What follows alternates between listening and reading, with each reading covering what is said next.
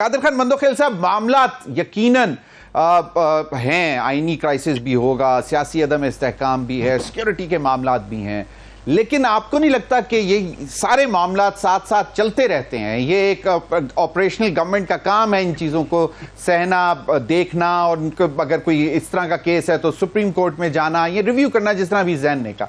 मामलात सिर्फ और सिर्फ ये हैं कि अवाम के लिए आप लोग क्या कर रहे हैं? क्या पीपल्स पार्टी ये रिस्पॉन्सिबिलिटी नहीं समझती कि ठीक है आईनी क्राइसिस है, लेकिन क्या आम आदमी जिस क्राइसिस में है उस पर कितनी तवज्जो दिलवाने की जरूरत है हुकूमत की, और उसमें क्या सफेद लाठी नहीं बन सकती पीपल्स पार्टी हुकूमत की, उनको राह नहीं दिखा सकती? या आप समझते हैं कि आईपीपीज, जिस तरह अभी काजी साहब ने कहा, कि कोई सहीफा तो नहीं है, और खासतौर पर जो लोकल पावर, जो लोकल हैं, उनके और भी बहुत बड़े बड़े बिजनेस हैं, अगर वहां पे सॉवरेन गारंटीज हैं तो उनको वहां से चाबी हिला के बेहतर किया जा सकता है, तो वहां क्यों नहीं जाते? उस तरफ क्यों नहीं लेकर जाते तवज्जो हुकूमत की?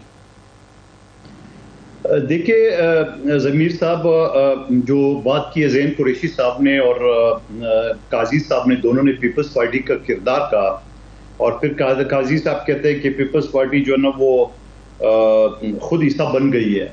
तो आप मोहतरम मुझे बता दें, एक तो मैं आपको मशवरा दूंगा, वो ज़रा एक अनिल कपूर की फिल्म है एक दिन कसीम, वो ज़रूर देख लें, ठीक है, कि वो सियासतदान किन किन चीज़ों से गुजरता है, वो अंदाज़ा आम लोगों को, खासतौर मीडिया वालों को नहीं है।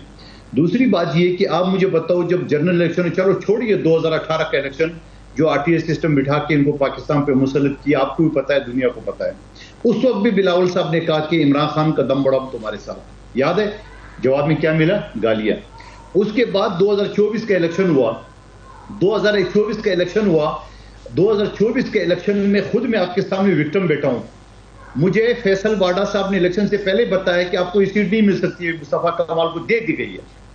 मैंने सारे सबूत इकट्ठे किए, और ऐसे सबूत इकट्ठे किए कि 9 फरवरी 8 फरवरी को आलमी मीडिया ने, और खुद क्या कहते हैं, human rights commission of Pakistan की, इसमें मेरे हल्के का जिक्र है, जहां 25 से 30 हजार उनके टप्पे लगे हुए असली वोट जो हमारे कारकुनी छीने, वो आज भी कोर्ट में भी पड़ा हुआ है, और इलेक्शन कमीशन भी जवाब नहीं दे रहे।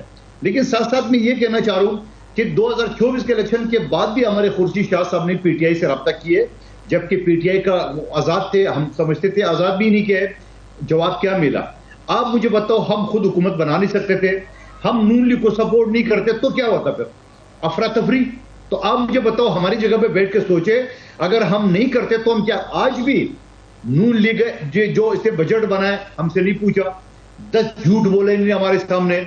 और जिस दिन बिलावल साहब को दावत दी है शहबाज शरीफ साहब ने, 2 घंटे पहले जो है ना वो हनीफ अब्बासी के जरिए प्रेस कॉन्फ्रेंस कर डाली हमारे खिलाफ, हमने मुखालफत की है। उसके बाद पीटीआई के ऊपर पाबंदी लगाने की मैंने हर चैनल पे मुखालफत की है।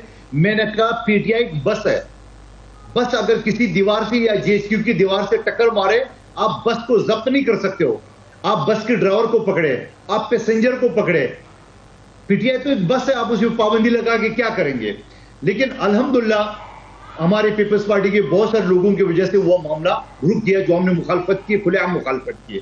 उसके बाद मैं ये भी कहना चाह रहा हूं, पाकिस्तान के 77 साल में हमने बड़े गद्दार के लेबल देखे, सर्टिफिकेट देखे, हमें बड़े काफिर के सर्टिफिकेट देखा। हमने कहा नहीं, ये भी छोड़ दिए।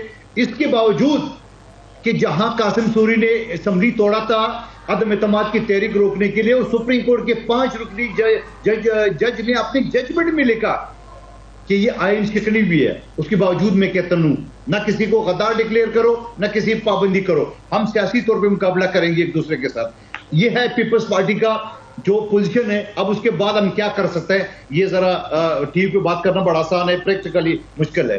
अब जो आईपीपी की आपने बात की है, वो कौन सा मुहावरा है कि रोजे बख्शने गए कौन से गले पड़ गए, वो कौन सा मुहावरा है? वो जाके जमात इस्लामी के सरबरा जो खुद इलेक्शन हार चुका है, सूबाई असम्बली का, सिंध का, उसने कहा मैं नहीं जीता हूं, पीटीआई जीती है। वो ने कहा मैं जब तक नहीं उठूंगा जब मुतालबात हल नहीं होगा। खुद आईपीपीस का मैं गारंटी के साथ कहूंगा, इनके लिस्ट जो मेरे हाथ लगाता सबसे पहले मेरे अपने पेज पे लगा है। मैंने कहा इनके ऊपर जो आप एक ठेकेदार को आप बिजली घर बनाने के दिए, मैं मिसाल देना चाहूंगा, और वो 2 साल के बजाय 10 साल लगा ले। आज हम सोलर पे मजबूर हो गए। जहां जो मैं इस दफ्तर में बैठा हूं, मेरे सोलर लगाए, मैंने अपने घर में सोलर लगाया, और मेरे आस पड़ोस सब लोगों ने सोलर लगाया और शायद 1-2 साल में पाकिस्तान के 9% लोग सोलर लगाए। कादर खान मंदोखेल साहब, आप अफोर्ड कर सकते हैं, हर कोई अफोर्ड नहीं कर सकता सोलर लगवाना। हाँ, मैं उसी बात पे करूं, जो अफोर्ड कर सकते हैं उन्हीं की बात करो, और फिर में जो अफोर्ड नहीं कर सकते उसके लिए पीपल्स पार्टी ने अपनी मंशूर गो किया। वफाकी हुकूमत का सपोर्टर जरूर हिस्सा नहीं है, ये बात जरा वाज़ेह लग जाए। 26 लाख घरानों का हमने सिंध बजट में उसके ऐलान किए, 300 तक यूनिट फ्री के यानी सोलर देंगे। लेकिन सवाल मेरा ये है कि ये आईपीपीज की जो 2000 अरब देंगे, या के इलेक्ट्रिक को आपने इसी बजट में 174 अरब रुपए सब्सिडी दी है, तो ये पैसे कहां से देंगे जब 90% लोग सोलर पे चले जाएंगे?